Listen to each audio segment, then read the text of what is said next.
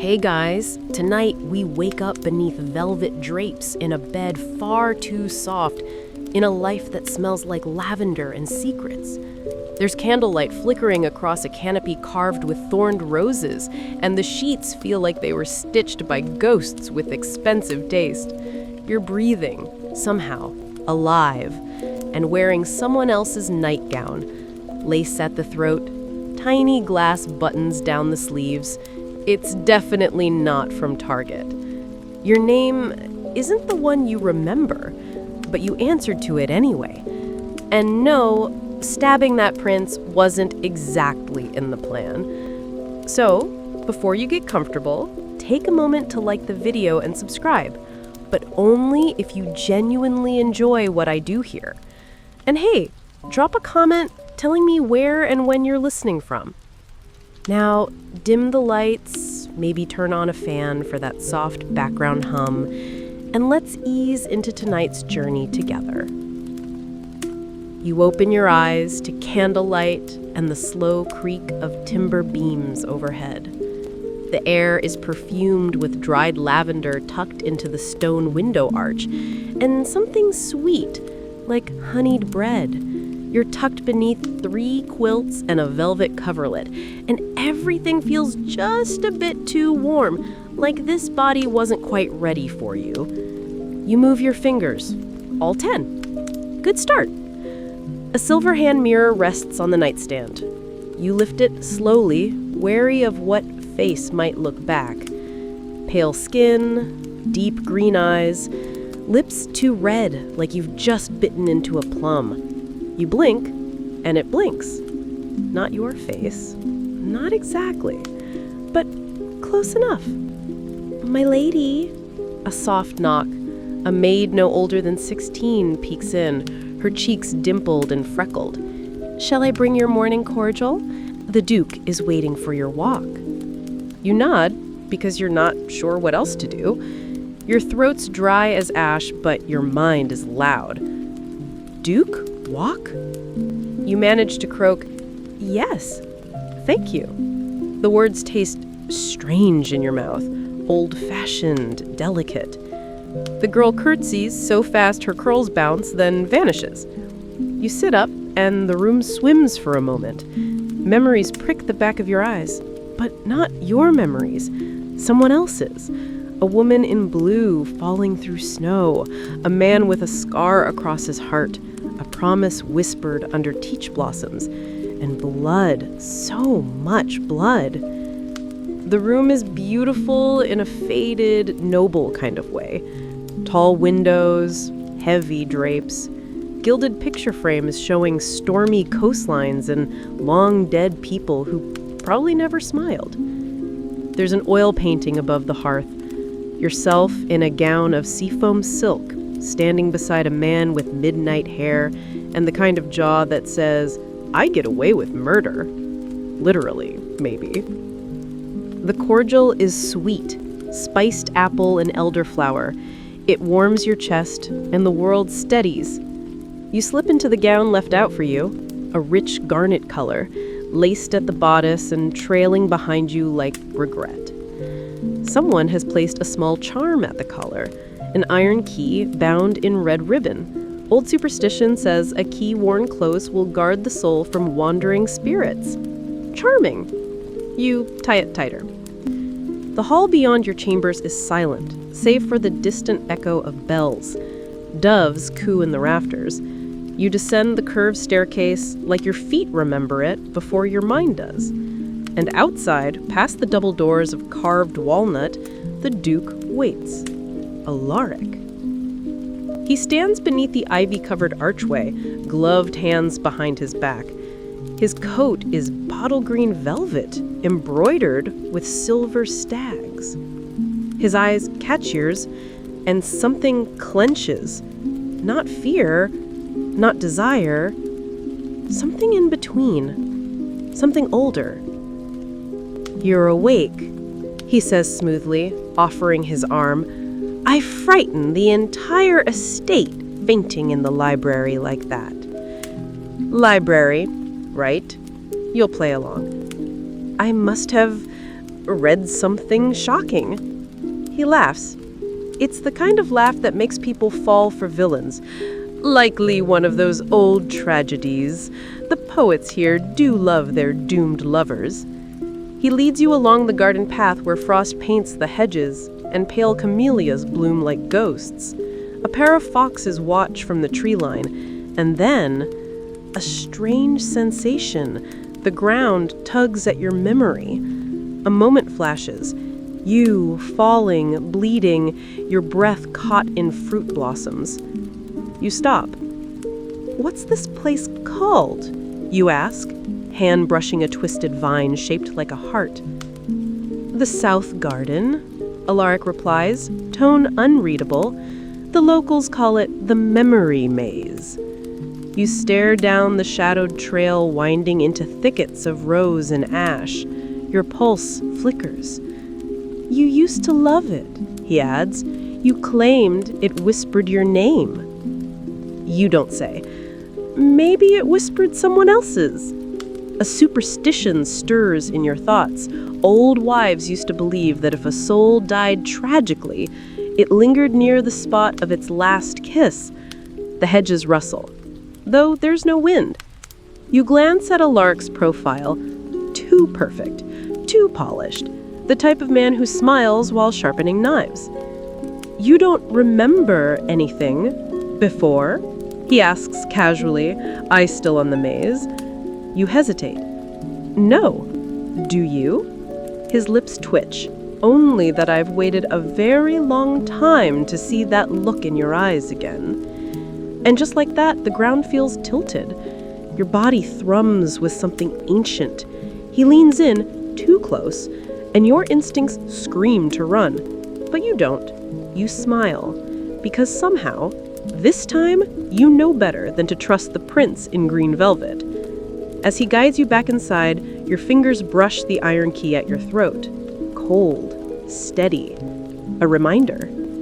There's something you're meant to do in this life, someone you're meant to find. And maybe, just maybe, you weren't supposed to survive this time either. But you did. The next morning, you wake with dirt beneath your fingernails. You blink up at the canopy, heart galloping. The dream clings to you. Your bare feet running through moonlit hedges, thorn-pricked palms. The sound of someone whispering your name in a voice laced with grief and longing. Not Alaric's voice. Someone else. Someone you trusted once, before trust got you killed. You roll over, checking your hands. Clean, of course.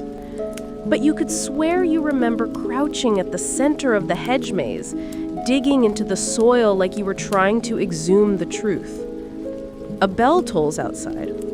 Third morning bell. You're late. The maid, Lisbeth, tugs open the curtains with her usual nervous energy.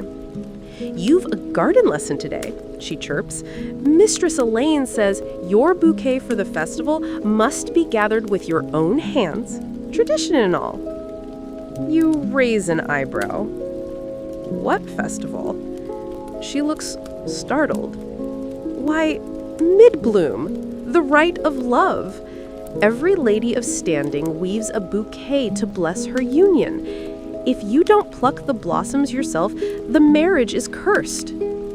Of course it is, because nothing in this life is ever simple. You dress in a soft linen day gown and lace-up boots, and Lisbeth braids your hair with red ribbons. The duchy believes in 3 things, she says as she works. The church, the roses, and reincarnation. Not always in that order. You glance at her in the mirror. Reincarnation? She shrugs. Everyone here thinks they've lived before, especially the nobles. There's a saying, souls that ache always return. Your skin prickles. Down in the gardens, the hedges breathe mist. You cross the gravel path toward the maze with a wicker basket slung over your arm. Mistress Elaine, an elderly woman who smells like thyme and vinegar, waves you toward the entrance. Follow the red ribbons, she instructs, and pick what calls to you. But mind the center. The groundskeeper says it's unlucky. Unlucky how? She taps her nose. Last year's Duchess-to-be wandered in and never came out. She took vows with a ghost instead. You stare at her. Kidding, she cackles and shoves you into the hedge. Inside, the maze muffles sound like snow. The air tastes green and earthy. The path curves like it's hiding something just around the next turn. You follow the red ribbons, some new, some faded, some looking like they've been here a long time. Violets nod beside thorny vines, and tiny white starflowers blink open when you pass. You gather blooms, letting your fingers work while your thoughts whirl. You don't remember being here before, but your hands know what to do. You turn a corner and freeze. There's a stone bench tucked beneath an arch of wisteria, half buried in moss. And beyond it, in a tiny clearing, a peach tree blooms out of season. Its blossoms are absurdly pink against the fog. A low stone marker leans crookedly against its roots. No inscription, just a carved heart, split in two. And suddenly your breath catches. You've been here. A memory crashes in like a wave. Moonlight, blood on silk, fingers trembling as they reached for someone who never came. A dying promise. I'll find you again. Your legs give out, and you sit heavily on the bench. A superstition drifts through your mind. Lovers who die violently beneath blooming trees are fated to return over and over until they get it right. The peach tree hums in the silence like it knows. You rise and touch the bark. It's warm, as if the tree itself remembers. Thought I'd find you here. You whip around. A boy leans lazily against the hedge entrance, arms crossed, half smile cocked like a loaded pistol. He wears stable leathers and a shirt too fine for mucking stalls. There's hay in his curls and mischief in his eyes. Do I know you? You ask, voice brittle. No, he says easily, but you will. You always do. He steps forward, boots crunching gravel. Most ladies don't stray from the ribbons. Most ladies don't remember dying. You snap before you can stop yourself. He stops. That grin softens, collapses. He nods once, solemn. So it started, he says quietly. What has? The remembering. It always begins with the tree. You stagger back, hand clutching your basket. Who are you? He tilts his head. A question for another day, my lady. For now, you should leave this place. The Duke won't like that you found your grave so early. My grave? You glance at the stone marker. The ground around it is disturbingly smooth, like it's been tended. And suddenly, you're very sure someone laid you here once, lovingly, regretfully. You step forward. Why do I trust you? He smiles again, sad this time. Because you always do. He turns and disappears down a hidden path you swear wasn't there before. You walk back to the estate in a daze, fingers cold around your bouquet. Camellias, violets, starflowers, peach blossom. The wrong mix entirely. Not a bridal bouquet, a mourning one. Lisbeth frowns when you hand it over. Strange choice. You shrug. It felt right. That night, you stand by your bedroom window and watch the fog roll over the maze. Somewhere in the dark, a fox screams like a woman in pain. You think about the boy who knew you, the tree that knew you, the Duke who doesn't quite smile right. Your reflection in the mirror shows your face, but it's wearing grief like it's a necklace passed down. Maybe you were never meant to survive this time, but something changed, something cracked, and you're remembering, which means the game is beginning again. This time, maybe you won't die beneath that tree. You spend the next day pretending not to flinch every time Alaric touches your hand. He's gracious in public, of course, smiles like a gentleman, offers you sugared plums during tea, but there's something in his eyes that says, "You belong to me," and something in your spine that whispers, "You used to, not anymore." "You're quiet," he says that evening, as you stroll the lantern-lit courtyard under a canopy of stars. "Maybe I'm thinking." Dangerous habit in brides. You almost laugh, almost. Instead, you stop near the lion-shaped fountain and stare into its moss-rimmed pool. Your reflection shimmers, fractured. You tilt your head. "Did you love me in our last life?"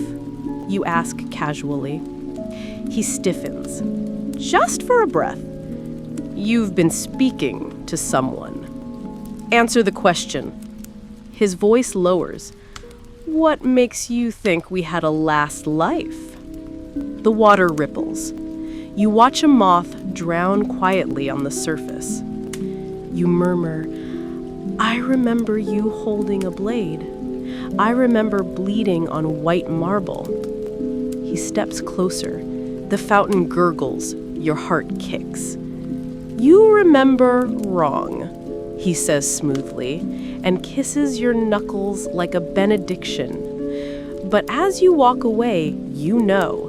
His lips are warm, his fingers gentle, but the coldness you feel isn't from the night air. It's from truth he's hiding behind two perfect teeth. At dinner, the hall is all candlelight and tension. You sit beside him while nobles chatter like overly perfumed birds.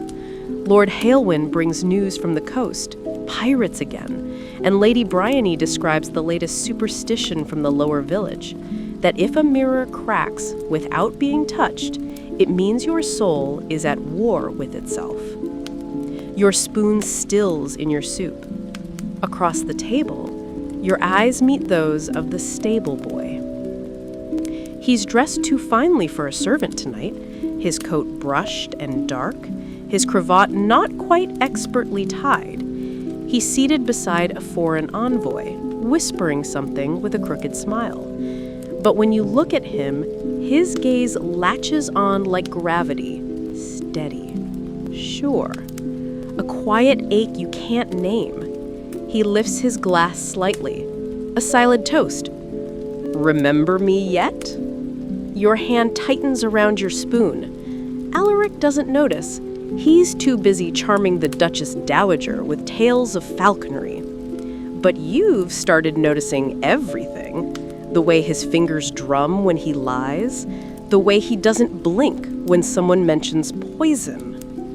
Later, you slip away under the pretense of needing air. The corridor is silent, save for the distant notes of a viol. You round a corner, and there he is. Stable boy. Stranger, not stranger. "You followed me," you say. "I never stopped," he replies. You pause. "You've got a name, don't you?" He hesitates. Then, Rowan. It doesn't feel new. It feels like something ancient cracking open inside you, like a key turning in your chest. "You don't belong in that hall," you whisper. He smirks. "Neither do you." You look away. What are you? Same as you. A soul that keeps coming back. A mistake the stars can't seem to correct. He steps closer, just enough for his voice to dip low. You always ask if I loved you in the last life, and I always say yes. But that's never the real question, is it? Your breath hitches. What is? He touches the iron key at your throat, feather light. It's whether I let you die. You stare up at him. The corridor tilts. He leans in, but not for a kiss. Just close enough for you to feel the weight of history pressing between you. I won't do it again, he whispers. But you have to remember why you forgave me the first time. Then he's gone, swallowed by shadow and silk-draped arches. You return to your room like a ghost. Sleep evades you. Instead, you dig through the drawers of your writing desk, guided by some half-remembered instinct. In the bottom drawer, beneath a velvet lining, you find it. A sketchbook. You flip through hastily. Page after page of drawings. A peach orchard, a blade with your initials carved on the hilt, a silver ring split in two, a man with Rowan's eyes, but crowned, standing beside a woman with your face in a warrior gown, and on the final page, unfinished, a map of this estate. The maze, the chapel ruins, the clock tower. Your hand traces the path drawn in smudged charcoal. You don't remember drawing it, but your fingers know the pressure it takes to hold the charcoal just so. Your heart races. At the bottom of the page, scrawled in a hand that trembles, if you reach the orchard again, don't look back. A knock interrupts your spiraling thoughts. Alaric. I thought we might take a walk before bed, he offers. I'm tired. You lie. He studies you too long, then smiles. Sleep well, then. But as he walks away, you hear him murmur to a guard, Post 2 outside her door. I'd hate for her to wander again. That night, you dream of a chapel in ruins, candles, a wedding dress, Rowan kneeling before you, holding out a blade wrapped in silk. You take it, whispering, if he tries again, I won't hesitate. A superstition comes to you soft and half-sung. If a bride carries steel on her wedding night, her groom cannot lie beneath the moonlight. When you wake, the mirror in your chamber has cracked down the middle. You spend the morning pretending the mirror didn't break itself. Lisbeth clicks her tongue as she sweeps the glass into a pan. Poor thing must have shattered from the draft, she says, but won't meet your eyes. You say nothing, though a part of you wants to ask if she believes in what they say, that broken mirrors mean your soul's been split again, its halves at war with each other. Instead, you lace up your boots, tie your cloak, and walk the long, winding trail toward the chapel ruins. You're not supposed to leave the estate unchaperoned, but the guards were mysteriously absent when you slipped down the servants' stair. You don't know why your feet take you this way, only that the dream has left a hollow inside your chest, like an unfinished sentence. Maybe the chapel holds the rest. The ruins aren't far, just past the lavender fields and over a mossy stone bridge that creaks under your weight. You reach them around midday when the sun breaks through the fog and lights the fallen archway like a painting come to life. It's half chapel, half forgotten myth. Ivy curls up the pillars like a lover unwilling to let go. The altar is cracked down the middle, and the stained glass is long gone, replaced by creeping vines and nesting sparrows. You step carefully through the dust and weeds until you find it. An old iron candlestick, toppled and rusted just like in your dream. And beside it, beneath the stone tiles, the faintest outline of something carved. You drop to your knees, clearing dust with your palms. A name, etched in Latin, faded but still legible. Rosamund, she who breaks, returns. Your name, the old one. A breeze catches your hair, warm and citrus sweet, like peach blossoms in the wind. You turn slowly and find Rowan sitting on the edge of the altar, looking at you like he never stopped. Rosamund, he says softly, so you remember. Your heart beats once, twice, too loud. Fragments. He jumps down, landing beside you in a whisper of boots and fabric. That's all it ever starts with. You stand, brushing dirt from your dress. Why did we come here before? His smile fades. Because this was where you were meant to marry me. That stuns you. What? Before the court, before Ulrich, before all of it. We were supposed to elope here. I stole the priest's seal. You wore your mother's necklace. We made vows with no witnesses but birds and wind. And the next night, he killed you beneath the orchard tree. Your breath catches. You carried a blade, he continues, said you didn't trust him. You were right. You touch your neck, where the key still rests, always warm. Why don't I remember loving you? His eyes close, slow and painful, because that's the part that hurts most. It always comes last. You look down at your hands, dirt stained from the floor, one gloved, one bare. You should leave, he says suddenly. He's already suspicious. You shake your head. I can't!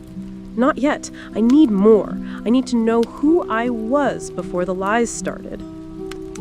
He reaches into his coat and presses something into your palm, a folded letter sealed with red wax in the shape of a twisted rose. He wrote this to the king, Rowan says. Your betrothal was never about love. It was always about power. You were to die one way or another. The orchard was just poetic. You open the seal with trembling fingers. It's dated 3 days before your engagement was announced. The handwriting is unmistakably Ulrich's. Once the girl is mine, the southern lands fall with her. She will not live past summer. Your mouth dries up. Rowan touches your shoulder gently. You were right to run, even if it didn't save you. A hush settles over the ruins. You slip the letter into your cloak and breathe through the panic blooming behind your ribs. You remember what the old women say? Rowan asks softly. Lovers who wed with no witness live outside time, but if their promise is broken, their souls are cursed to wander. I remember, you whisper. He takes your hand, brushes his thumb over your knuckles. Then let's finish what we started. That night, you dine with Ulrich. He's all charm again. Honeyed words and soft laughter. He talks of your wedding as if it's a fairy tale. As if he doesn't know you now carry proof of his betrayal in your sleeve. You smile, you nod. You play the perfect bride, and you start to see the cracks. He flinches when a servant drops a tray. He goes still when you mention the chapel ruins. And when you mention the orchard, he spills his wine. The table goes silent. You dab his sleeve with your napkin, sweet as sugar. Just curious, it's lovely this time of year, isn't it? He stares at you too long. You've been wandering. You meet his gaze evenly. I like the wind in my hair. A nervous noble coughs. Someone forces a laugh. The moment passes, but it leaves something sharp behind. That night, you bolt your chamber door. Sleep curls against you like a trap. In your dream, Rowan lies beside you on stone, blood pooling between you like wine. He whispers, "This time, If you run, I'll follow. You wake to a faint knock. A note slides under the door in a flash of shadow. Meet me at the orchard. Tonight. Bring the blade. You reach under the bed. There it is, the dagger from your sketchbook, wrapped in velvet, forgotten by whoever locked away your past. It fits your grip like a prayer, and you remember, faint and flickering, the vow you whispered in your last life. If I return, I won't be gentle. The orchard is a ghost story waiting to happen. You arrive after moonrise, hood up, blade hidden against your ribs. The path is quiet, the trees silent sentinels in silver light. White blossoms drift like ash around you, caught in your hair, caught in your breath. Each step feels heavier than the last. Not from fear, though yes, there's that too, but from the weight of memory. You died here, under this tree, with peach petals in your mouth and blood soaking the earth. You don't remember the pain, just the betrayal, bright and sharp like teeth sinking into your ribs. Now the orchard hums with that same tension, like it knows the story isn't over. Rowan is already there, leaning against the trunk like a sigh. His eyes glint in the dark. You came. I brought the blade, you say, pulling it from your cloak. He doesn't take it, just watches your hand. Do you trust me yet? He asks. Do you? His smile fades. We're even on betrayals. You laugh, low and bitter. That's not exactly a vow of eternal love. No, he says, but it's honest. You look down at the dagger. We were going to use this to fake my death once, weren't we? He nods. Last time we planned it down to the minute. You'd fall, I'd hide you, the carriage would burn. But I did die. Because he found out. He came early, said you'd made a fool of him, said if he couldn't have you, no one could. Your fingers flex around the blade's hilt. Then why don't I remember hating him? Because that would make this too easy. You sit beside him, knees brushing. We need to finish it, this time properly. Then we do it tomorrow during the ceremony. You're mad. He shrugs. You always liked dramatic exits. He pulls out a folded parchment, your wedding ceremony schedule. It's scrawled with notes. 15 minutes for vows, 5 for the ring, 3 for the kiss. All of it useless.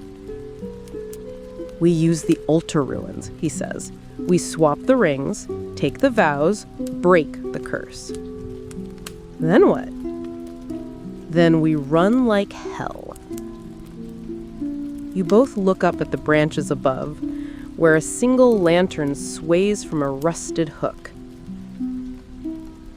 That's where you fell, Rosamund. Your veil got caught on that branch, ripped as you went down. You stare.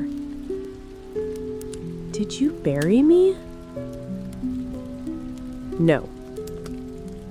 I burned everything. Letters, gown, maps. I couldn't bury you, Rosamund. That would have meant you weren't coming back. The wind picks up. The petals swirl. You press the blade into his hand. Then let's make sure it doesn't happen again. The next morning is sunlit and sinister. You wake to find Lisbeth laying out your gown, pale silk, embroidered with birds you don't recognize. She chatters about the ceremony, about your hair, about how your shoes will pinch, but it'll be worth it. You nod, smile, let her braid your hair with silver ribbons. Inside, you're counting down every second. The castle is humming with preparations. Nobles crowd the halls, musicians tune in the courtyard, servants carry cakes shaped like doves and heartbreak. You pass the cracked mirror in the corridor. This time, you stop. In the reflection, your dress gleams. Your face glows. But your eyes look ancient. She who breaks returns. Superstition of the day, overheard from a kitchen maid. If a bride's veil slips 3 times before the altar, the union will never be true. You make a mental note to yank your veil askew at least twice on the way down the aisle.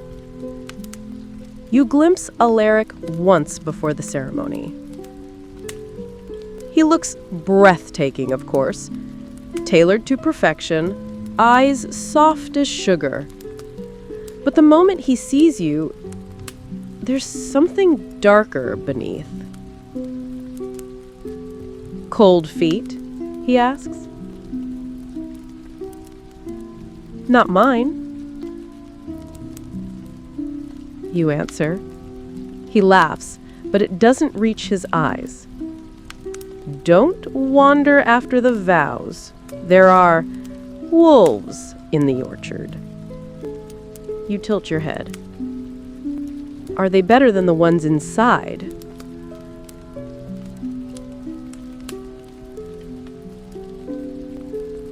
He doesn't reply. The ceremony begins in the great hall, packed shoulder to shoulder with velvet and silk. You walk the aisle slowly, veil tugging just so, hands trembling under your gloves. Your eyes find Roman in the crowd, disguised as a minor noble, tucked near the pillar.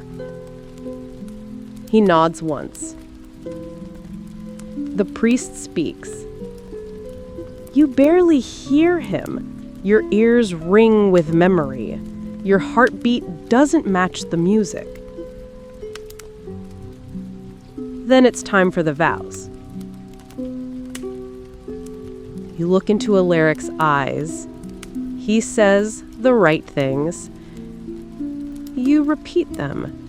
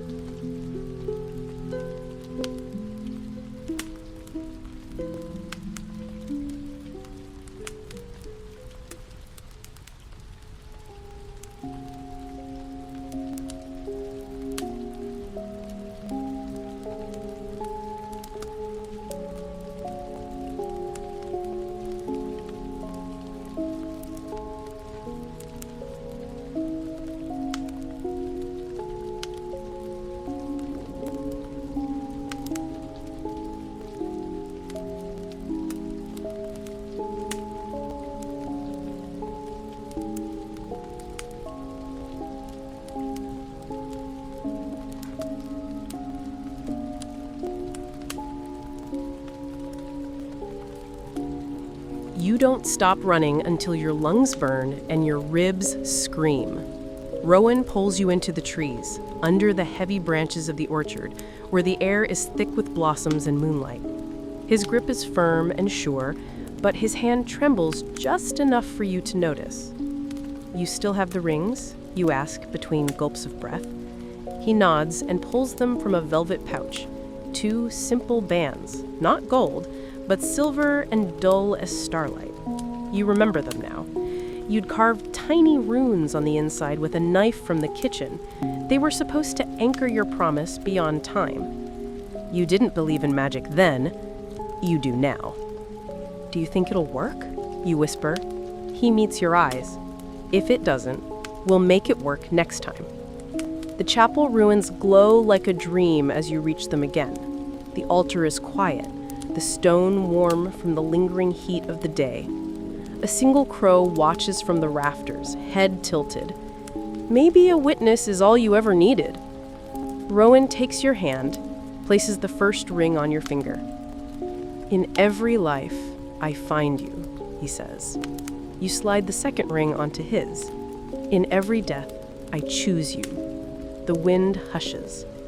The moment passes through you like light through glass. No thunderclap, no earthquake, just stillness, just warmth. But you feel it. Something has shifted. You lean your forehead against his. "So now what?" "Now," Rowan says, "we ruin a prince." You laugh, soft and incredulous. "You've been waiting a long time to say that."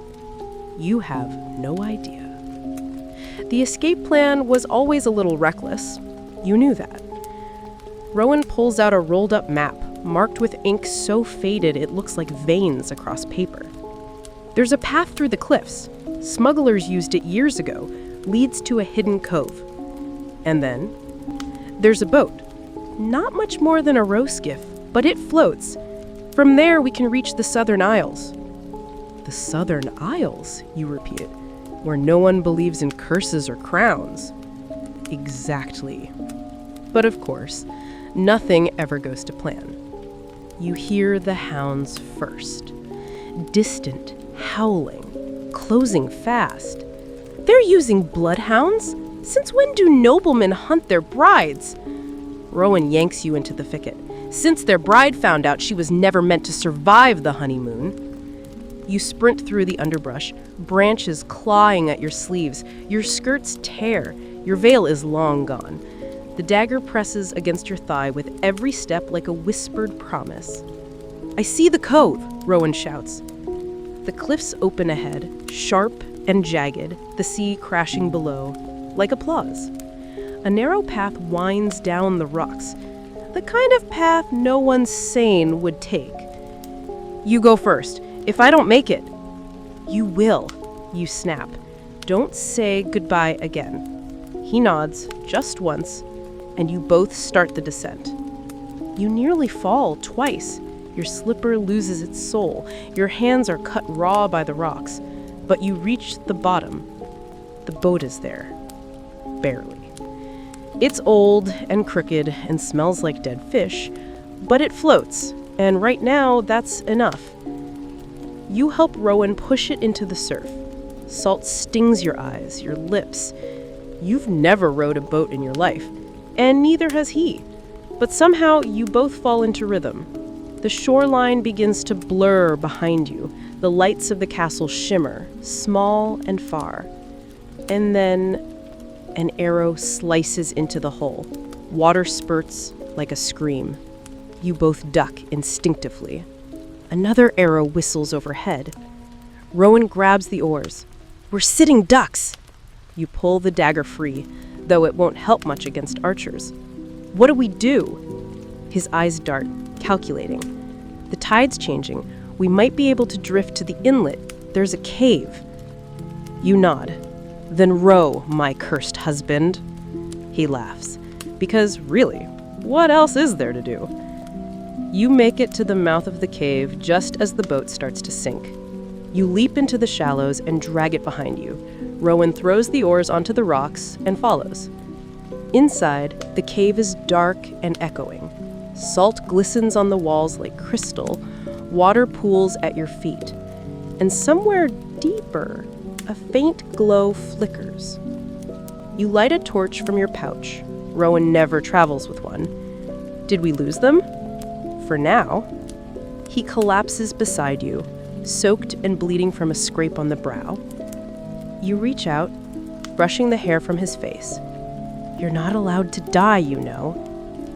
Good, he says weakly, because I promised to haunt you. You lean in and kiss his cheek, slow and deliberate. Not a lover's kiss, a promise. Somewhere above and behind, a howl echoes. Rowan says, they'll find the boat, eventually. We'll be long gone. Where? You look toward the glowing end of the cave, wherever this leads. Superstition of the day, remembered now in a flicker from your first life. If lovers pass through the cave of the drowned moon and speak no lies, their fate will twist to meet them. You grip Rowan's hand tighter. Then we walk. Twist or not, your fate is already tangled with his. You'll just have to see where it leads. The cave swallows your footsteps and your breath. You walk in silence at first, torchlight flickering across walls that sweat with ancient secrets. The air here smells of salt, stone, and something faintly sweet, like crushed lavender, maybe, or decay. You can't quite tell. Rowan keeps your hand in his, fingers calloused and warm despite the cold. Every few steps, he glances behind, as if the shadows might develop teeth.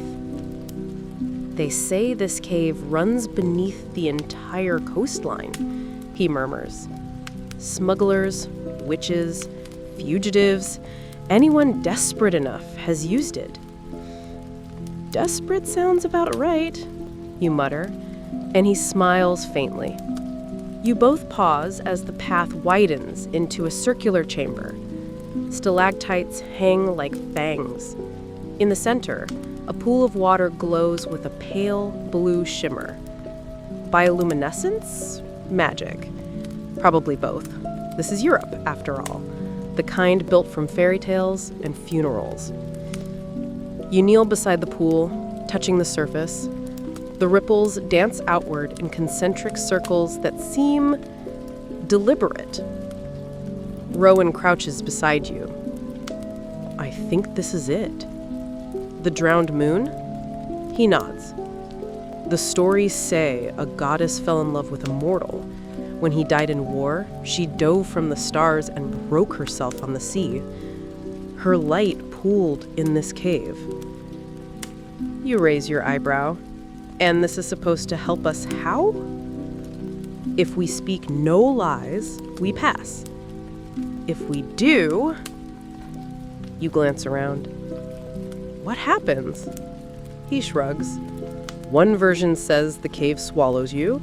Another says you live out your worst life again and again until you learn.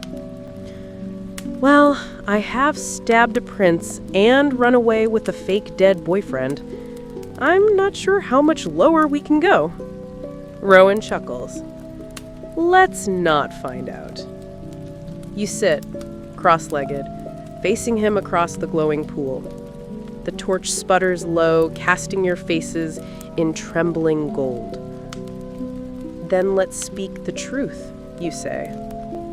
He looks at you, really looks. Did you ever love him? Alaric? The name tastes wrong now. No, not the way I was supposed to. Why did you say yes? I thought I could save you, if I stayed close to him. If I played along, I thought I could protect us both. Rowan exhales. I hated you for that. I know. You pause, then ask, did you ever consider letting me die? His eyes flinch. Once, for a moment, when you walked past me in the palace gardens and didn't look back. I thought, maybe you'd made your choice. That wasn't me. Not really. I know, he says softly, but it still broke something. A drip echoes from above, landing in the pool. You both watch as the light flickers, then steadies. You ever wonder why we keep getting sent back? Maybe because we haven't gotten ready yet. Maybe we're not meant to. That sounds like a lie. You smile, crooked and tired. Then I take it back. Silence wraps around you both. You feel a tug deep in your chest, as if the cave itself is listening. Then, the water pulses. Once, twice, and a path reveals itself behind the pool. An archway of stone, once invisible, now softly glowing. It opened, you breathe, because you told the truth. You look back once, just to be sure. The tunnel behind is dark and unchanged, but something in the air feels different, like a string has snapped somewhere in the weave of fate. You step through the archway. The new passage is narrower and colder. The walls are etched with symbols, ancient and unfamiliar. You run your fingers along them, and a strange warmth blooms under your skin. Rowan notices. They say these are vows. From other lovers? Maybe. Maybe from us. The markings stretch on, curling around the walls like vines. One symbol makes you stop. It's a rose, carved with care, and under it 2 initials, R and R. Rosamund and Rowan, you whisper. He touches it gently. We were here, once. Alaric charges, not with rage, but with that terrible calm only someone sure of their own righteousness can wear. His sword gleams in the sunlight, a perfect arc of intent, and Rowan meets it with nothing but a rusted dagger and a prayer wrapped in years of unfinished love. You scream, but it's already begun. Steel kisses steel. Sparks leap like startled fireflies. The clang echoes off the cliff walls. Rowan moves with the kind of fury only the betrayed can summon. He's faster than you remember, stronger too. But Alaric has trained for war, for ceremony, for killing what dares defy the crown. You grab a fallen branch, useless, stupid, and clutch it tight. Your feet won't move. Maybe the cave stole your courage. I spared him once, Alaric growls, parrying Rowan's next strike. For you. I thought love meant restraint. Funny. I thought love meant not poisoning your wife. The dagger slices a line across Alaric's arm. Not deep, but enough to stain the sand. The prince's face twitches, not in pain, but in disbelief. You're not supposed to be here, he says almost dreamily. You died. And yet here I am, Rowan snarls. It's not a duel, it's a reckoning. Every strike is a question you never got to ask in your first life, and every block is an answer you no longer accept. You finally move, just a step. Enough, you shout, voice cracking. This ends now. They don't listen. The branch drops from your hand. You reach under your skirts, fingers curling around the handle of your blade, the same one Rowan gave you at the chapel. You approach, step by shaking step. Then, Rowan stumbles. His foot catches on uneven ground. He falters, and Alaric's blade slashes across his chest. Blood. Not a fountain, not a flood, but more than enough. No, you whisper. He drops to his knees. Alaric turns to you, breathing hard. You still have a choice. I already made it, you say, and you drive the blade home. It goes in smoother than it should, between ribs, past silk, through memory. Alaric's eyes go wide. He doesn't scream, just sighs. "You always looked beautiful when you lied," he whispers, and collapses into the surf. The waves drag him back like he was never real. You fall to row inside, hands already pressed to the wound. "Don't you dare," you whisper. "Don't dare make this noble." He tries to smile. "Stupid of me, wasn't it?" Beyond stupid. The blood seeps between your fingers, warm and terrifying. You fumble for anything, fabric, sand, your own body, to stop it. "I'm not letting this be the end," you say. "I don't think we get to choose," he replies. "You said the rings would bind us." "They did." "Then say it again." He looks at you, eyes glassy but focused. "In every life, I find you. And in every death, I choose you." The light from the cave spills behind you like moonlight caught in stone. The water laps gently at Rowan's boots. You hold his face. You're not allowed to die. "I'll meet you next time." "Sooner? Maybe."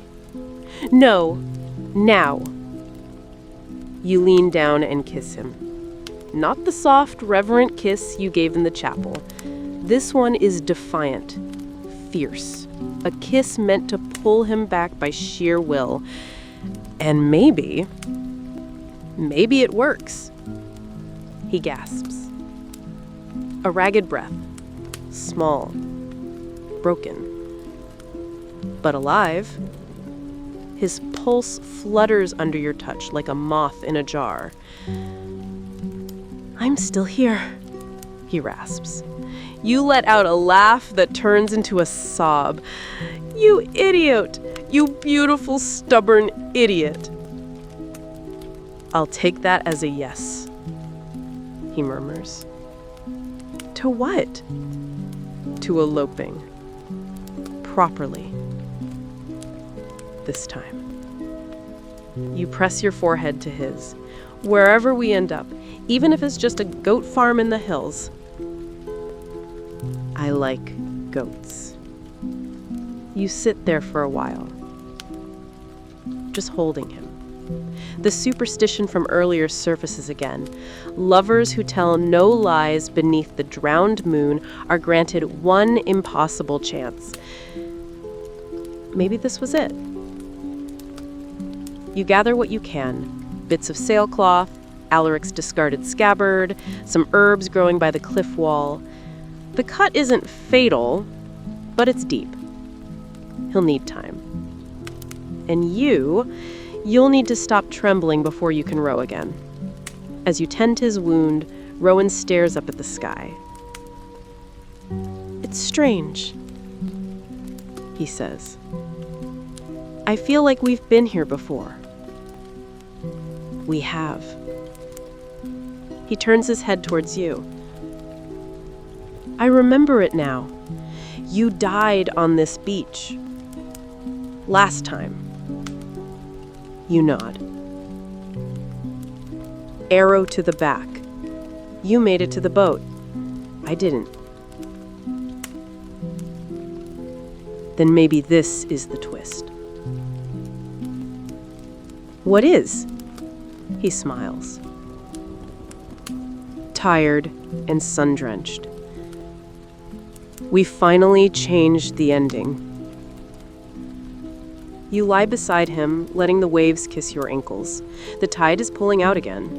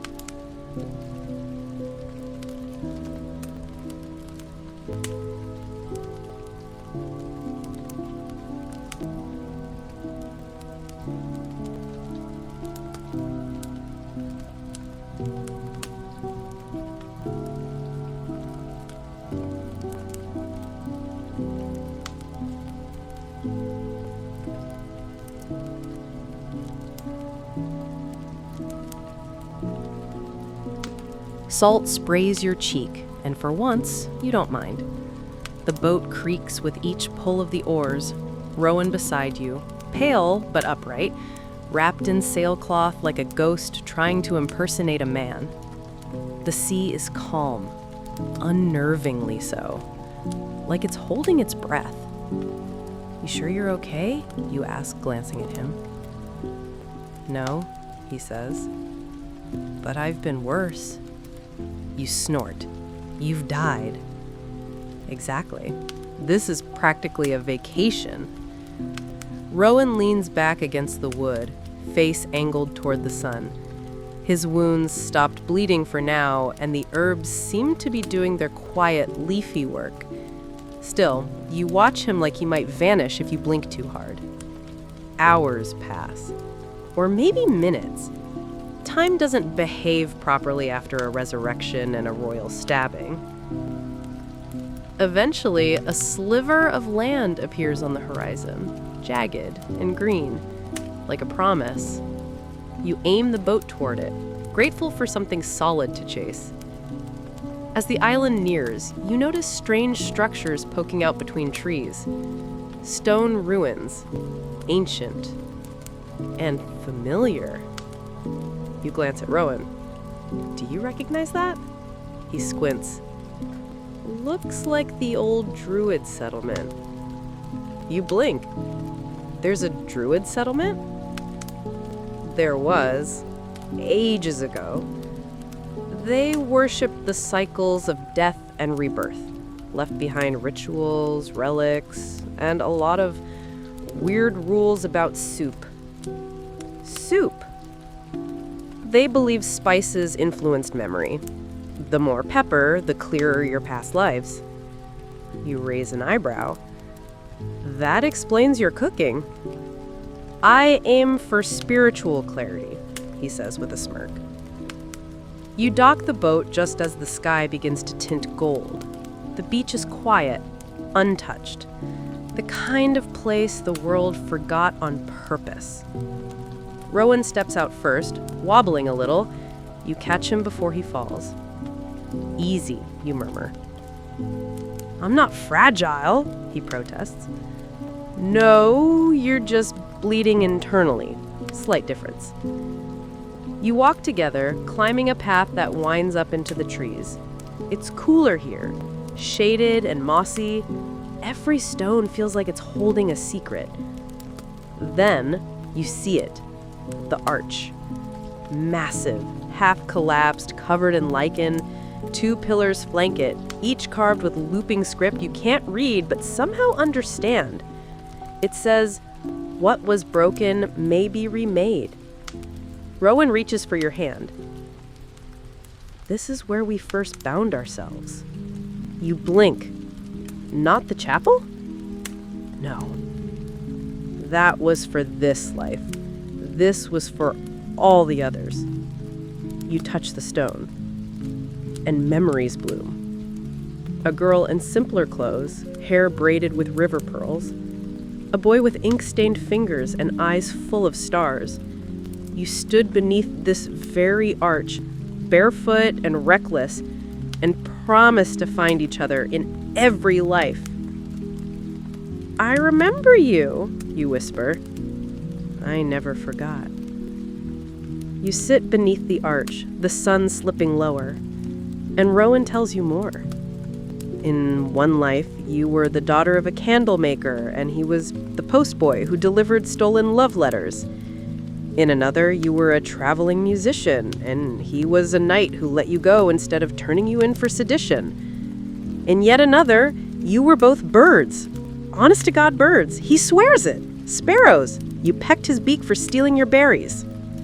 You laugh so hard you nearly cry. The island has a hush to it, like the world outside doesn't apply here. No kings, no courts, no past mistakes clawing at your heels. As night falls, you light a small fire. Rowan lies on his back, hands behind his head, looking up. You lie beside him, and together, you watch the stars emerge, shy and blinking. They say the gods carved fate into the stars, and if you learn to read them, you can cheat it. You roll your head toward him. You planning to cheat fate? I'm thinking about it. Good. Silence again. Then he says, "Do you believe in fate?" You think about it. The lives, the deaths, the prince, the poison, the promise. I believe in us. That's enough. You lie awake long after he drifts off, tracing the arch with your eyes, memorizing every twist in the stone. There's a warmth in your chest, new and heavy, not like love exactly, or maybe the truest shape of it. It's the ache of remembering every version of yourselves, the ones who failed, the ones who fought, the ones who kissed once before drowning. You whisper into the fire, "I will find you again." The flames flicker in answer. When you finally sleep, you dream of snow. White fields, a stone cottage, a man with Rowan's eyes humming a song in a language you haven't heard in centuries, and you, maybe older or just softer, sitting by the hearth, weaving something from thread that shimmers like starlight. The dream feels more like a memory than a vision. When you wake, the fire's out, but Rowan's still breathing beside you, warm under the cloak you'd wrapped around him in the night. You press a kiss to his temple. "We've earned one quiet day," he whispers. Rowan stirs, smiles without opening his eyes. Maybe two. As the sun climbs the trees, you explore the ruins together. Rowan limps, but stubbornly.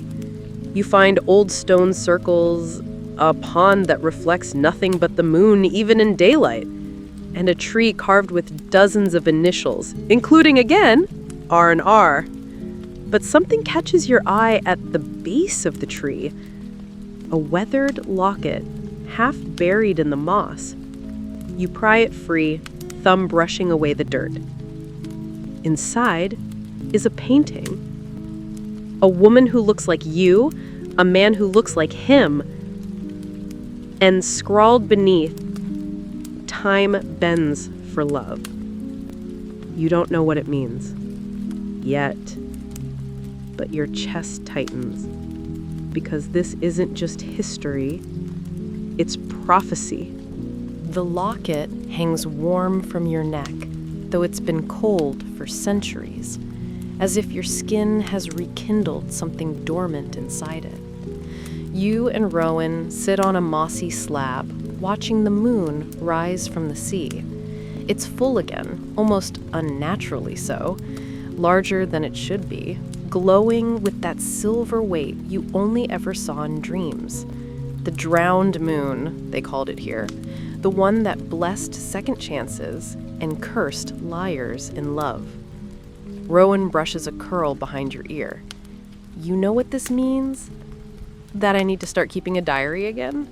He smiles, but then he grows serious, eyes reflecting starlight. "It means we've done this before. Dozens of times, maybe more. We come here, we remember, and then something tears us apart." You look out over the waves. What if this is the time we get it right? Rowan leans in, foreheads touching. Then we stay. Quiet lives. No castles, no daggers, just time. "I don't know how to live without danger anymore." "Well," he murmurs, "you did try to bite a bandit once for insulting my poetry." To be fair, it was bad poetry. He chuckles, low and warm. The next morning, the island is different. The pond reflects your face now. The arch has straightened just a little. You wonder if your presence reshapes it, if each choice corrects something in the pattern. But peace doesn't stay long. Rowan stiffens suddenly, hand gripping your arm. "Smoke." You sniff the air. Yes, wood smoke. not your fire. Too heavy, too fast. You duck behind a vine-choked column and look toward the beach. A ship. Not just any ship. A royal one. The sails are stitched with silver lions, Alaric's house crest. But he's dead, you whisper. Doesn't mean they stopped looking. You swear under your breath. We're ghosts now. Let us be ghosts. Rowan's fingers are cold around yours. We have to go, now. The two of you scramble through brush, packing what little you brought. Some herbs, the locket, a carved bone charm you found near the tree. It looks like nonsense, but Rowan insists it's protective. A lover's token, he explains, strapping it to your wrist. Druid said if you wear it in flight, you'll always find your way home. You pause. But where is home now? He hesitates. Wherever you are. You kiss him, even though you're running out of time. Footsteps echo through the ruins. You hear voices, low, sharp, too far to make out the words, but you don't need to. You know the tone. Hunters. You slip deeper into the forest, but the island is small, and you know it's only a matter of hours before they find the arch, the fire pit, the locket's impression in the moss. You run until your breath burns and your legs feel boneless. You reach a clearing ringed with old stones, the kind they say sing at night if your heart is clean. You pull Rowan to a stop. There, the standing circle. Druids used it for crossing. Crossing? Between lives. Or memories, or maybe both. Rowan gives you a look. You sure that wasn't just the pepper soup talking? No. But what's the worst that happens? We hallucinate our way out of danger. Better than dying. Again. You step into the circle. The stones hum almost imperceptibly, like someone tuning a harp deep underground. You take his hands. You trust me? You ask. Always. The air inside the circle thickens. The sky dims, though the sun still burns outside it. The colors shift, like the world's turning into a painting done in bruises and gold. And then the ground lurches, your vision tunnels, and you're falling not through space, but through moments. A sword raised over your head.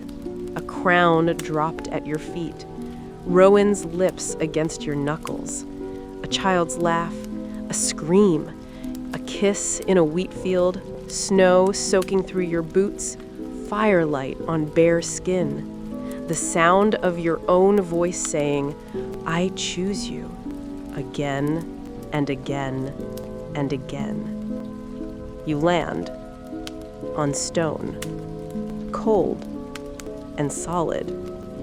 The clearing is gone. The island is gone. You're in a hall now, candlelit, dusty, familiar. Rowan lands beside you, groaning. I hate magic, he mutters. You pull him upright. Look. Around you, stained glass windows showing 1,000 versions of the same two lovers, always just about to kiss, always interrupted. The arch is carved above every door. The locket hangs from the wall like a shrine. This is... Rowan breathes. This is where they kept our story. Who? The ones who remembered. You move through the hall, fingers trailing over worn wood and woven banners. And there, at the center, an altar. 2 rings. One of ash, one of bone. You pick up the ash one. It smells like burnt lavender. Rowan picks up the bone one and winces. It's warm. You look at him. Do we do it again? Bind ourselves again? He nods. You slip the rings on, and nothing happens. At first. Then your heart skips. then races. You're not alone in your skin anymore. You feel every version of yourself whispering in your ear, offering threads of strength, of sorrow, of fire. Rowan looks at you with wide eyes. You feel that? Yes, you breathe.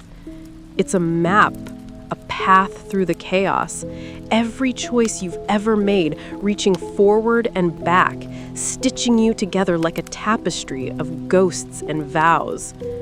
I think we just woke something up, you murmur. Then from far behind you, shouting, they found the clearing. They're following. But this time, you're ready. You pull Rowan into a passage behind the altar, torch in hand, heart steady.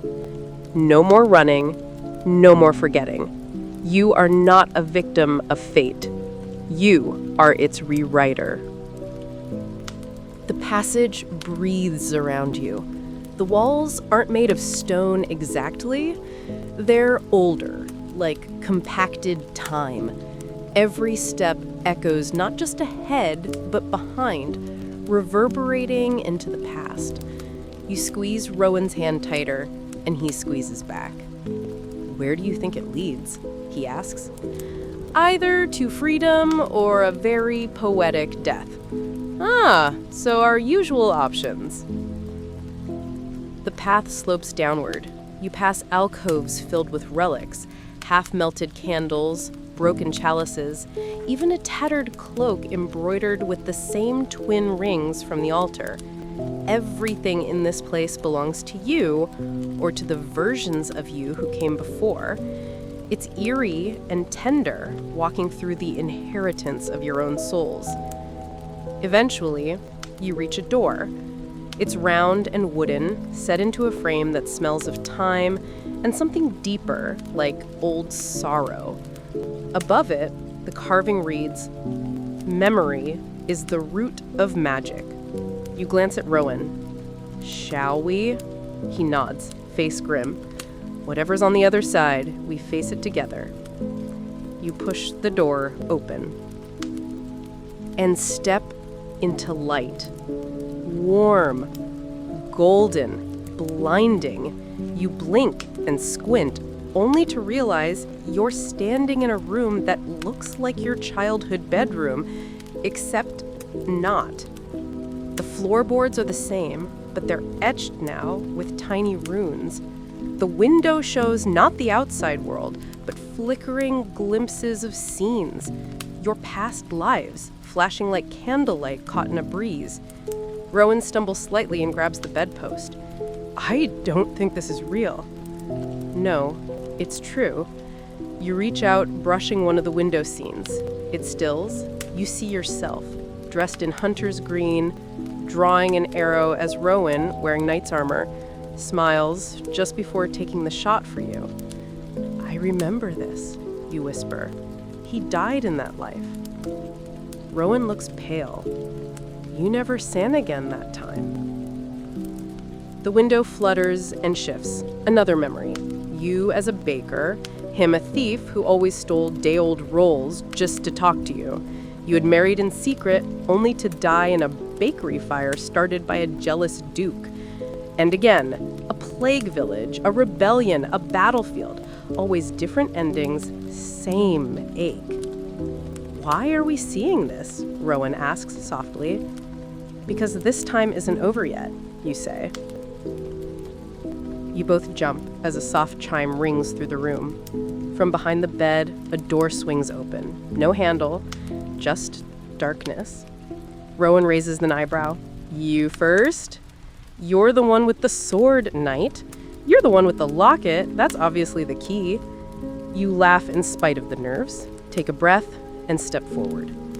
The room on the other side is a library, and not just any library. This one stretches impossibly far, ceiling lost in shadow, shelves lined with books that hum when you pass by. Some open themselves as you walk by, pages fluttering like birds startled into flight. You spot a title, "The Life of Lady Riona, Once and Future." Next to it, Rowan of the Silver Thread, a tragedy repeated. He groans. Oh, gods, we're literature now. You flip through one. The pages aren't words, they're emotions. You feel each sentence. Cold, hope, fear, kiss, fire. Then, a rustle. Not from the books, from the shadows. Rowan steps in front of you, hand on his belt knife. Someone's here. No, you whisper. Something. A figure steps out from between the shelves, cloaked, faceless, shifting. It speaks in a voice made of many voices. You have come far. Who are you? You ask, pulse roaring. I am the archivist, keeper of your echoes, curator of your cycles. Rowan frowns. Do you know how to break them? The figure tilts its head. Would you if you could, end your rewinding, even if it means no more reunions, no more second chances? You pause. Rowan doesn't. Yes, he says, if it gives her peace. The archivist hums. Then your love has grown wiser. It gestures and a pedestal rises from the floor. On it, 2 quills, one made of starlight, one of ash. The cycle continues only because it is unwritten. You must inscribe your final vow. You glance at Rowan. Are we ready? He nods. We've been ready for lifetimes. You each take a quill. The parchment unfurls itself, ink already blooming across it. Not in words, but symbols, some ancient, some unmistakably yours. A peach tree, 2 rings, a crown broken in half, the locket shape, a fire curling into a heart. Then, a final symbol waits, a blank space, waiting for your mark. You touch the quill to it. A flash of heat. Not pain, more like release. Behind you, the library begins to shift. Books fall silent. Shelves vanish. The room peels back like mist at dawn. And you're standing outside again, on a cliff. Wind in hair, Rowan's hand in yours. Below, the sea shimmers. The ship is gone. The soldiers, forgotten. You turn to Rowan. Is it done? He smiles, then laughs. You're not going to believe this. What? He holds up the bone ring. It's glowing. And then he steps back and vanishes. No scream, no light, just gone. You fall to your knees, breath caught in your chest. No, no, no, no! But then, a breeze lifts your hair, and a voice, so clear it could be spoken in your ear. This is the last time I'll leave first. Find me. You press your forehead to the earth, tears leaking into the soil, and the locket on your chest, it breaks open. Inside, a new painting has appeared. Rowan, older, standing before a cottage door, reaching for someone unseen, and a date etched beneath. One that hasn't come yet. 1873. A place. Glensfall, Wales. You laugh, wild and breaking, because it's not the end. It's the next beginning. You land hard this time. The kind of hard that knocks the wind out of your lungs and leaves your bones singing. You cough against damp air, blinking at gray skies. A church bell tolls somewhere in the distance. Grass. Fog. The smell of coal smoke and damp wool. You're lying in the middle of a cobbled path, and there's a startled-looking goat chewing on your cloak. Okay, this isn't exactly how you imagined your grand re-entrance. You sit up slowly, vision still swimming from the shift. Your fingers instinctively clutch at your neck. Yes, the locket is still there, though now it looks like an antique brooch, more Victorian cameo than medieval charm. The bone ring is missing. But carved into the locket's back is the same inscription: Glensfall, 1873. The goat lets out a bleat that sounds vaguely judgmental. Right. Thanks for the welcome. You stand, brushing dust and grass off your skirt. Wait, skirt? You're dressed in some sort of modest traveling gown. Navy wool, corseted bodice, high collar. A little suffocating, honestly, but historically charming. Your boots are too tight. Your hands? Gloved. It feels like stepping into a paper doll version of yourself. Someone calls from down the road. A boy pushing a cart of turnips squints at you. Miss, you all right? You nod, wobbling slightly. Yes, just arrived. He nods like that's normal. Stone blew in fast, eh? You best get inside before the fog takes ya. He gestures toward a lane that disappears into the mist. You follow it, boots echoing softly on the stone. Glensfall. The name tastes familiar. You must have visited here in some life, or maybe dreamed of it. Either way, something is pulling you forward, a rhythm in your chest that doesn't feel like your own heartbeat, more like a distant knock at the door of your soul. The town emerges around you like a stage play. Narrow streets, flower boxes, lamplight flickering against brick walls. There's a strange hush over everything, like the town's holding its breath. You pass a little shop window painted with gold letters, L. Kavanaugh, tailor and haberdasher. The bell above the door jingles as a tall man steps out. You glimpse a shock of auburn hair and something like recognition flares in your ribs. But it's not him. Not yet. You keep walking, past a red post box, a pastry cart, a dog asleep on a doorstep. And then, like fate cued it, a door opens across the square. And there he is, Rowan. Only not. He's older, early 30s, maybe, wearing a gray vase coat and rolled sleeves, his collar ink smudged. He's wiping his hands on a towel, distracted, until he looks up and stops. Your heart skips, then crashes, because the moment he sees you, something shifts. His eyes, green still, but deeper now, widen. The towel drops. He says one word, you. You step toward him. But then a woman appears behind him, cradling a cat. Darling, did you hear the bell? Oh, who's this? Darling. You freeze. Of course. Why would the universe ever give you a clean start? Rowan, Lawrence now, I guess, clears his throat. A traveler.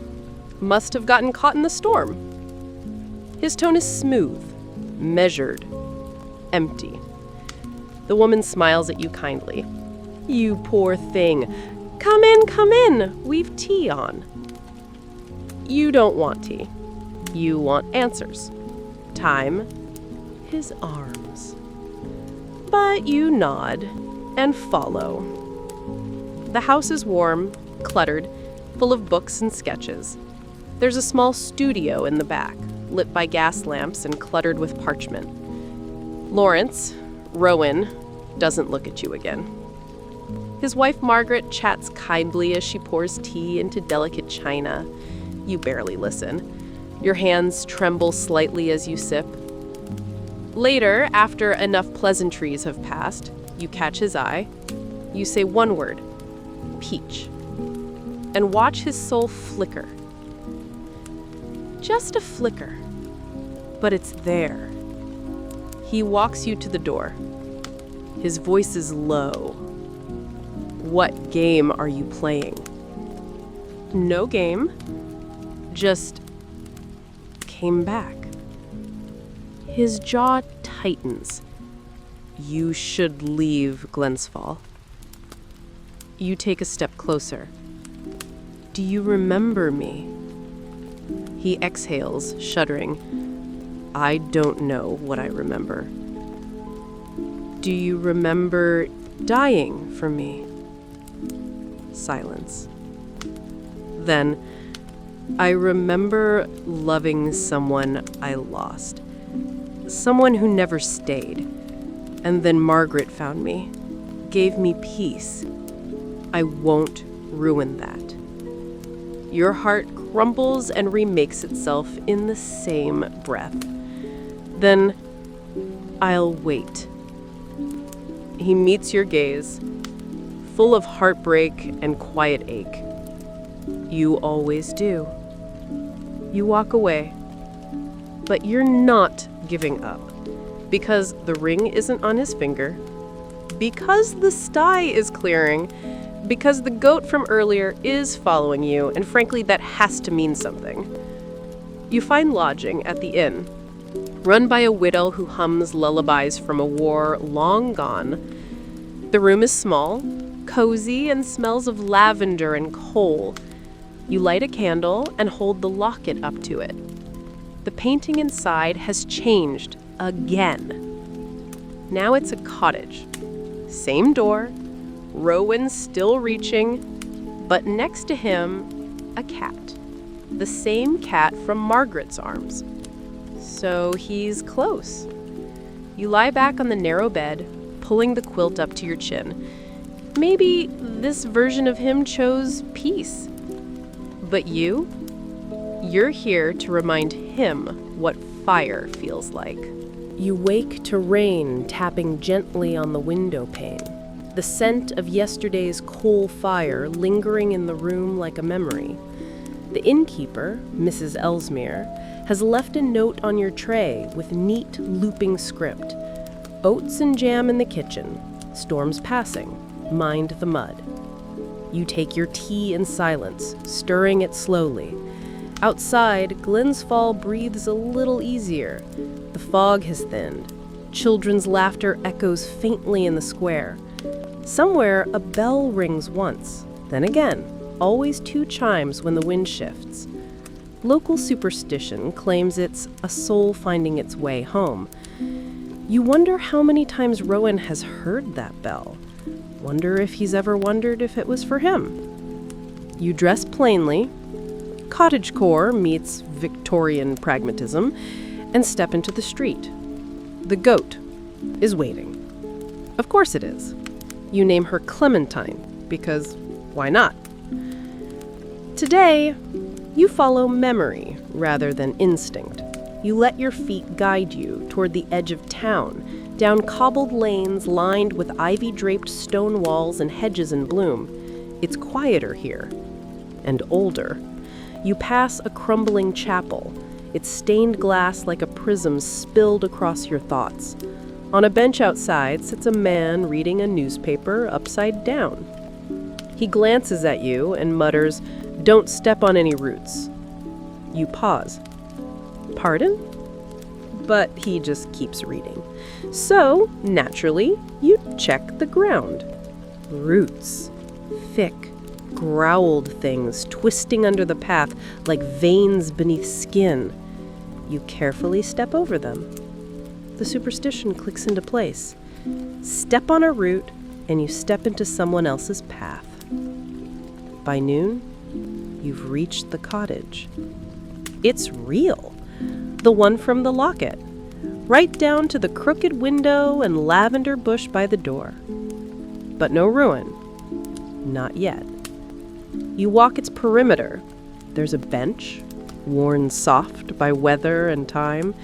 You sit, heart thudding slow and deep. And then, a voice behind you. You shouldn't be here. You turn. He's standing 10 paces away, damp curls clinging to his forehead, sleeves rolled to the elbow, a smudge of ink on his cheek. "You came," you say, softly. "You told me to leave. And you told me once you say softly, that I'd always find you. His shoulders drop. I remember things I shouldn't. Faces and dreams, a peach orchard, a sword in my chest. I wake up knowing someone's waiting. You step forward. It's me. He nods. I know. But he doesn't reach for you. Instead, he sits on the bench, burying his face in his hands. Margaret's gone. Died last winter. Fever took her in 2 days. I loved her, but even she knew I was never whole.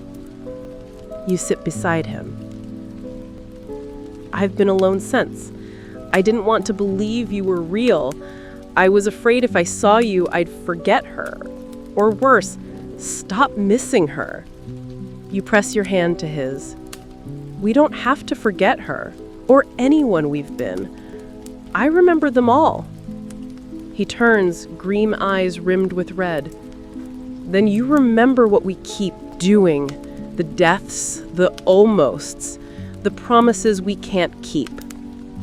You smile gently. And yet, we're here, still finding each other.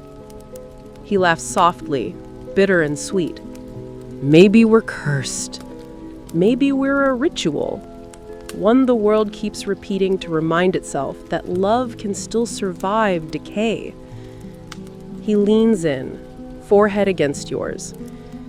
If I kiss you, what happens next? You murmur, we find out. Together. And so he does. It's not fireworks. It's not thunder.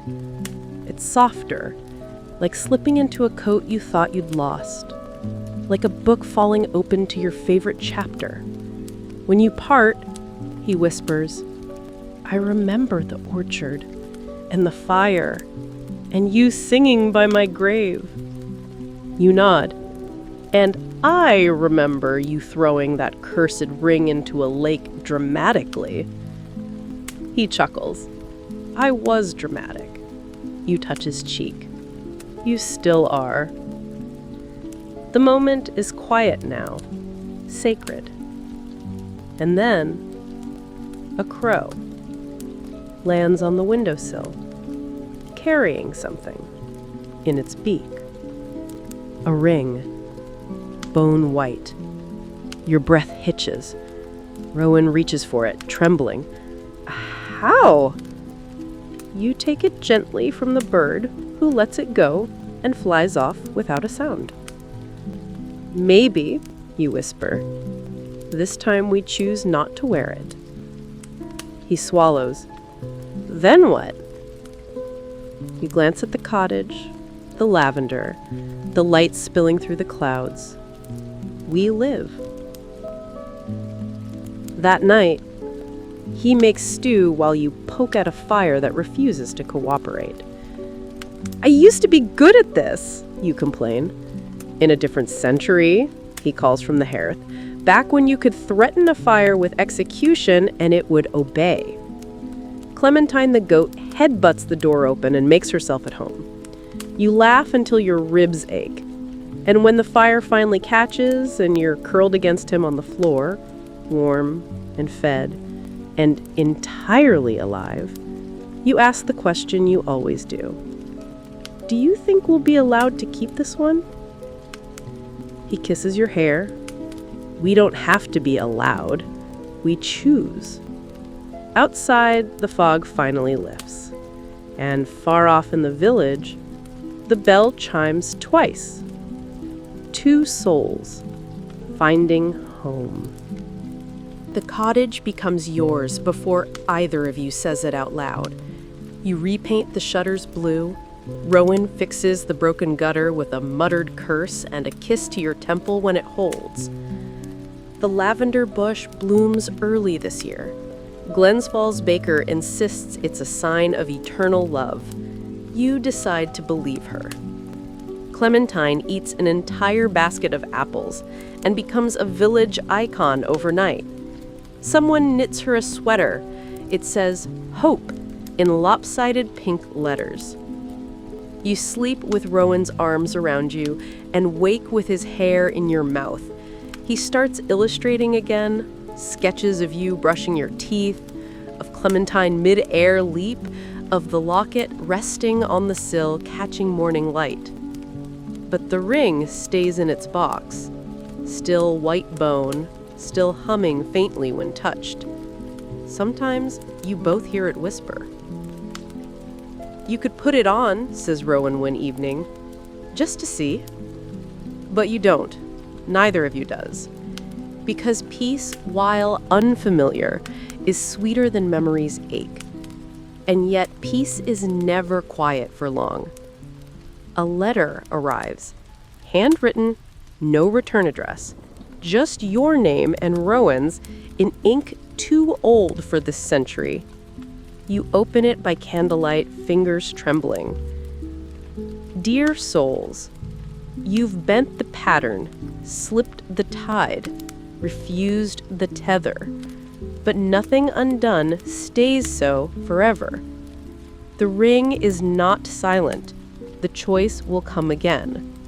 Signed, the Order of Concordia. You stare at Rowan. He rubs his jaw. They sound familiar, you murmur. They should. They're the ones who started all this. The ones who tried to teach love through death. He blinks. Wait, they're real? You nod. We founded them. He drops his spoon. It clatters on the floor. Clementine snorts. Okay, so what do they want now? For us to die spectacularly? Set fire to something sacred? Re-enter the wheel of eternal longing? You consider the wording. No, you say slowly. They want us to choose. Again. That night, you dream of stone halls and parchment spells, of your own handwriting in another's mouth. Let no soul love twice without sacrifice. You wake in sweat. Rowan's eyes meet yours. He says, "We can run." You shake your head. "We already did." Another week passes, the skies stay clear, but the animals start acting strange. Cats circling the house at dusk, bees forming a perfect spiral on the window pane. Clementine won't go near the ring box. You light a fire and pull out the old papers. Rowan watches you silently. "Looking for what?" You whisper. "A loophole, a way to break it without starting over." He brings you tea and kisses your forehead. "Or we could just burn the damn thing." You meet his eyes. "And risk losing the thread?" "Maybe the thread needs cutting." You hold the bone ring between thumb and forefinger. It pulses like a second heartbeat. A decision looms, the kind that shapes centuries. Rowan leans back in the chair. "Tell me, love, if we had one last life, just one, and no promise of return, what would you want it to look like?" You smile softly. "Like this. You, goat, peace. And if it costs us forever?" You shrug. "Then we had it once. That's more than most." He exhales. "Gods, I love you." You place the ring on the table. "I think I know what to do." You pull a page from your journal, the one you've always carried through lives, the one with sketches and songs and pressed petals from orchards past, and you write, "We end the pattern with grace." You wrap the ring in that page, fold it 3 times, and place it in the hearth. Rowan stands beside you. Together, you nod. He strikes the match, and the ring burns. It doesn't scream, it sings, a low, haunting hum that rises like smoke into the beams above. The flame flickers blue, then gold, then nothing at all. Silence. Outside, the wind hushes. Inside, you collapse against him. And for the first time in 1,000 years, your soul feels quiet. Mornings arrive without warning, soft and gray, like a held breath. You wake before Rowan, wrapped in his warmth, your hand still resting over his heart. Steady, slow, beautifully human. Outside, the birds sound like they're trying too hard, overly chipper about nothing in particular. You smile into the pillow. The cottage smells of old wood and something sweet. He must have baked again. He claims he's not good at it, but the cinnamon sugar crust says otherwise. You tiptoe out of bed, your nightgown brushing the floor, and find the kitchen exactly how you left it last night.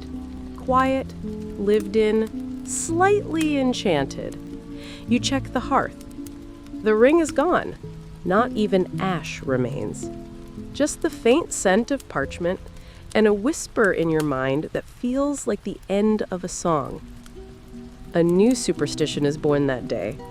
If something disappears without a trace, the fates accepted your offering. You head into the village with Rowan later, his hand in yours like it belongs there.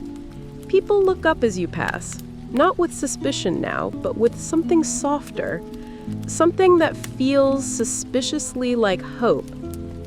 An old woman at the market presses a crocus into your palm. You found him again, didn't you? You nod. She winks. The lavender told me. Rowan raises an eyebrow. I was unaware the flora was so chatty. You murmur, she's not wrong. The days grow long and golden. Rowan carves you a bookshelf. You embroider a ridiculous quilt depicting your past lives. A sword, a grave, a goat, and more than one dramatic kiss in the rain. Clementine gives birth to a kid with a heart-shaped patch on its nose. Rowan insists on naming it Reincarnation Nugget. You pretend to protest. Glensfall throws a midsummer festival. You dance barefoot in the square while Rowan tries and fails to look unimpressed. He pulls you aside just before midnight under a canopy of lanterns. He has something, he says, producing a small box. You flinch. Not that kind of box. He laughs. No rings, I swear. This is just a charm. Inside, a necklace. A single glass bead glowing faintly blue. It's to remind you that this is real, he says, fastening it at your nape. And if the universe doesn't agree, then we tell it, he whispers. We've made our choice. One night, weeks later, you sit under the stars, listening to the wind thread through the trees. Do you miss it? The magic, the chaos, the prophecies? Rowan shrugs. Sometimes. But then I remember I'm allowed to grow old with you, to build something instead of always surviving something. You smile. Growing old sounds like a very underrated adventure. He pulls you into his lap. So let's have it. And you do. The seasons turn like pages you've already read but never tire of. You plant a garden. He teaches you to draw, not just swords or spells, but sunrises and porridge bowls and the way Clementine squints in the sun. And sometimes, just sometimes, you hear a song in the wind, a voice from the before time, sighing, "This is what it was all for." You don't answer. You just lean into the peace you've earned. The world doesn't end. The curse doesn't return. You're allowed to keep this one. And maybe that's the twist you never saw coming. A love story with no tragic ending. The fire crackles low now, amber shadows dancing across stone and skin. Rowan has fallen asleep beside you on the couch, one arm slung across your waist, his breathing slow and sure. You stroke his hair once, then settle in. letting the rhythm of this quiet moment soften the edges of everything else. Outside, the wind moves gently through the trees. You can almost hear the lavender sigh. You think about all the lives before, the sacrifices, the heartache, the endless cycle of meeting and losing. And somehow, it all brought you here, to warmth, to calm, to the steady certainty of love that's no longer trying to prove itself. There's no ring humming in the corner, no shadow waiting in the trees, no echo of a name that used to belong to someone else. Just you, in this life, fully here, fully whole. You whisper a thank you, not to the gods, or fate, or the Order of Concordia, but to yourself, for holding on, for choosing again, for daring to believe you deserved peace. Outside, a single star blinks out. Inside, a kettle hums low on the stove. You close your eyes and rest against him. Let the story dissolve like morning mist. Let the silence take over. Let love at last be simple.